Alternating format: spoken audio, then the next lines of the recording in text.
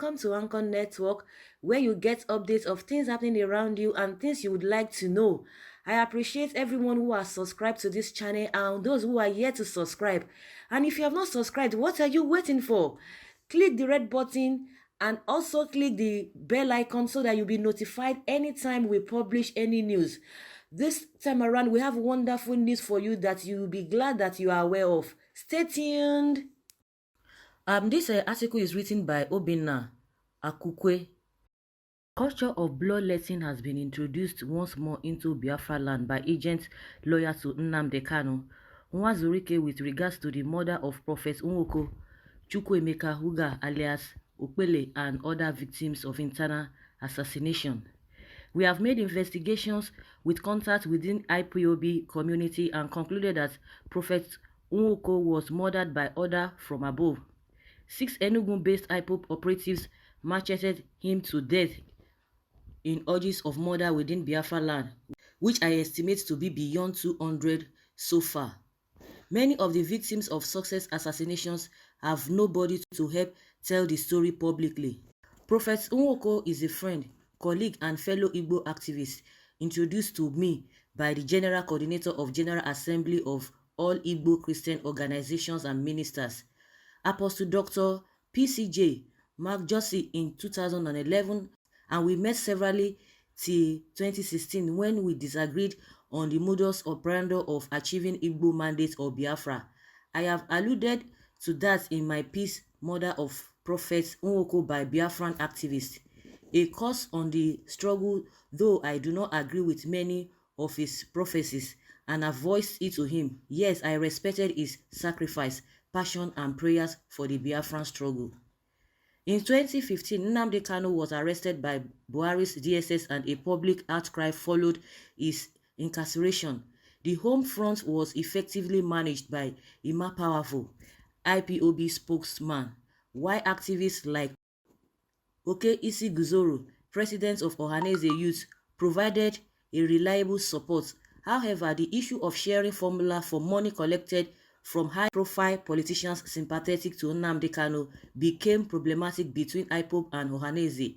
The sharing disagreement led to a death sentence being issued on the head of the Ohanaeze Youth leader in 2016. IPOB asked their members to kill him whether they find him. His photograph was splashed all over the place. Okey Isiguzoro is in a better position to tell how he escaped IPOB death sentence. Peter Ejurika, US-based Biafran activist, whom I had known through his writing since 2011, was threatened. A few times I had disagreed with Ejurika's far leftist views on Biafra actualization. He wants Biafra now, just like Prophet Nwoko, and quite unlike himself, does not believe in plenty preparation and preliminaries. Despite differences, it is incontrovertible that Peter Ejurika is a die-hard Biafra, and I always appreciate his writings. He disagreed with Nnamdi Kanu on mismanagement of Biafra funds and the IPOB leader threatened to kill him whenever the latter came to Houston, USA. Peter Ejurika would have none of that and prepared for a gun duel with Kanu and his supporters. Kanu reportedly came to Houston and left quietly. Barrister Emejulu Okpalauku, immediate past Ohanaeze spokesman, pioneer leader of Ohanaeze Youth, and popular organ and most prominent youth leader in the Southeast, spoke on national television in Abuja in November 2015 that failed politicians are sponsoring protest. IPOB member declared death sentence on him, kept vigil at his house in Oka, and planned to kill the wife, a popular woman activist known as Ijele Nwanyi, and her children.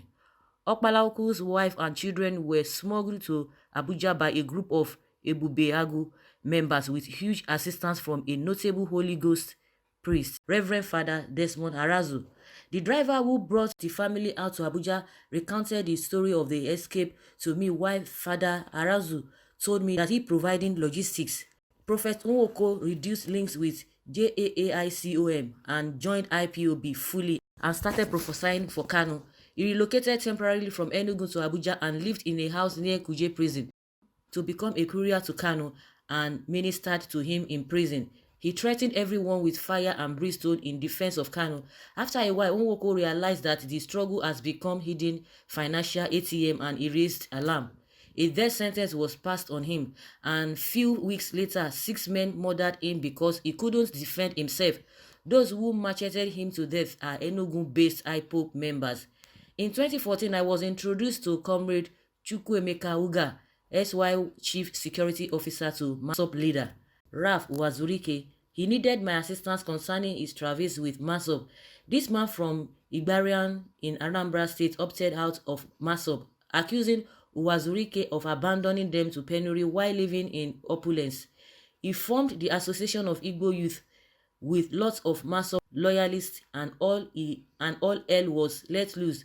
By the time he was reporting to me, about 50 of his members have been murdered by MASSOB allegedly under the order of Wazurike.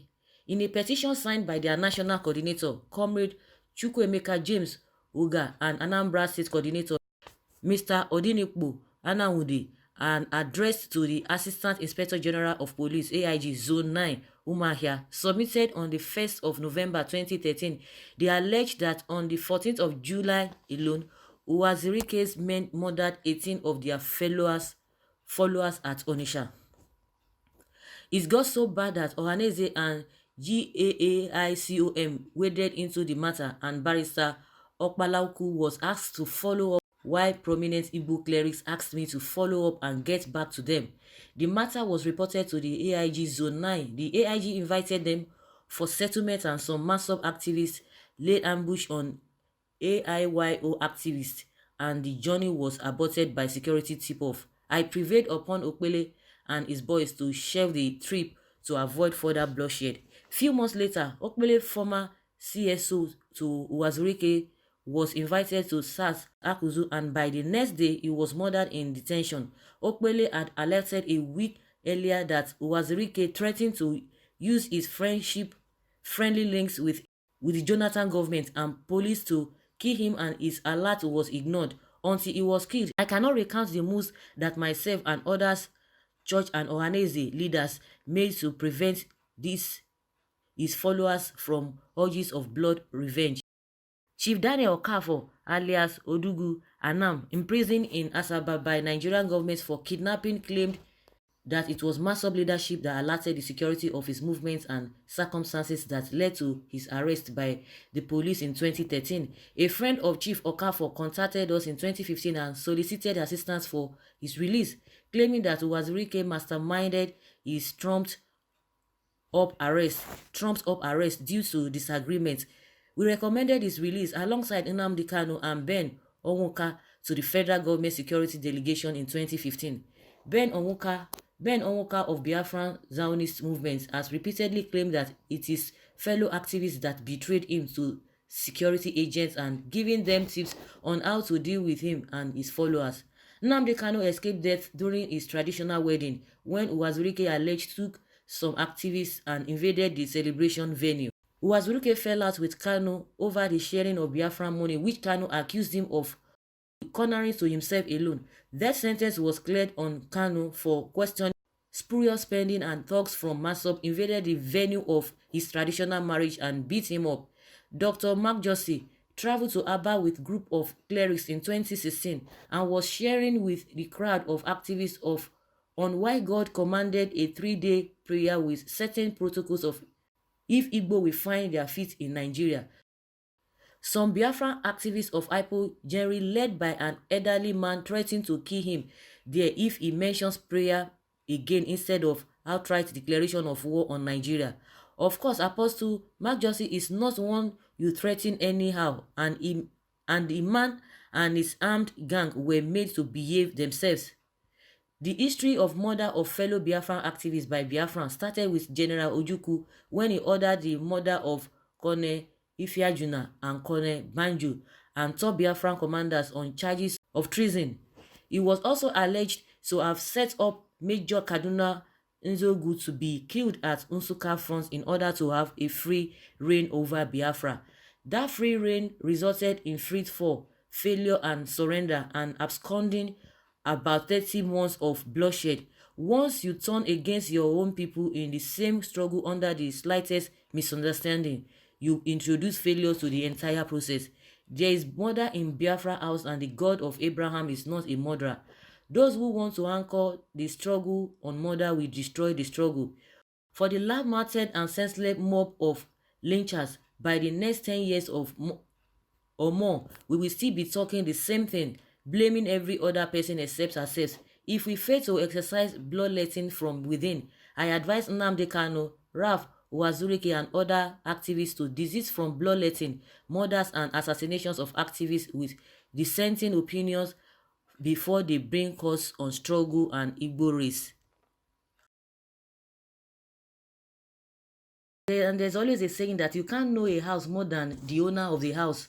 We have a lot of revelations here that Obinna Akukwe has really made known to people because he wrote this.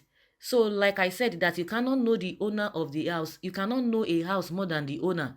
So, we like people that are really involved, people that really know the actual thing that happened, to be able to shed light on this thing, because a lot of people will read this thing and they will just move on and they will believe all that Obinna Akukwe has said.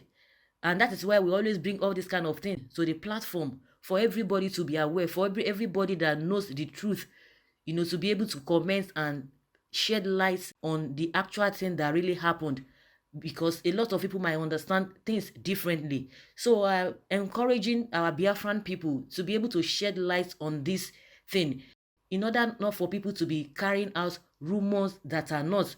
Because if all these rumors start festering, the struggle for Biafra might be jeopardized and a lot of people might be discouraged along the line. So they need to let us know what has really been happening, so that the public and the masses will know the actual thing that really happened. Of course, when there's a struggle like this, a lot of people understanding things differently, and a lot of people might not even be genuine in the course of that particular agitations.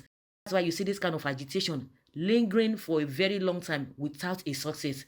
So guys, I would like you guys to shed more light on this, just like I've said, so that everybody will be aware of the old truth and nothing but the truth. Thank you very much for always listening. Bye.